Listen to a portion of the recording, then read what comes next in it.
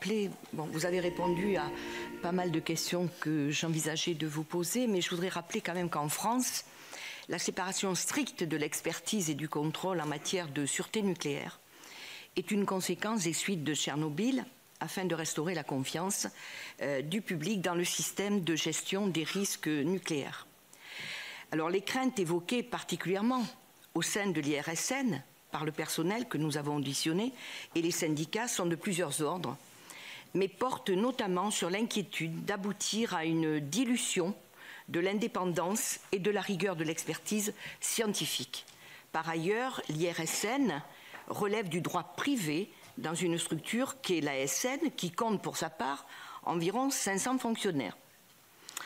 Pour sa part, à l'époque, le Sénat a défendu une séparation entre les deux fonctions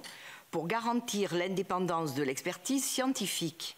À l'issue de la commission mixte paritaire, puisque l'Assemblée nationale n'était pas tout à fait sur la même ligne, à l'issue de la CMP, les parlementaires ont souhaité que les missions d'expertise et de décision soient clairement distinguées au sein de chaque dossier, sans pour autant recréer deux pôles totalement indépendants.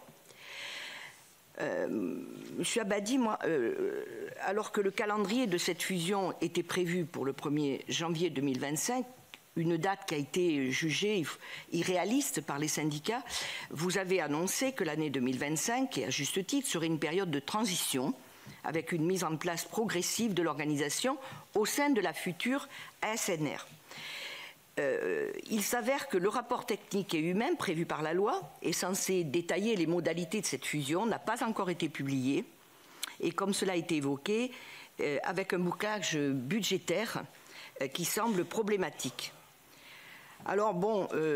c'est pas franchement une question que je vais vous poser, mais j'ai envie de vous dire, dans ce contexte quelque peu difficultueux, votre challenge, et vous en avez énoncé les enjeux, reste de mettre en place cette nouvelle entité, tant sur le plan de l'intégration du personnel et de la gestion des ressources humaines,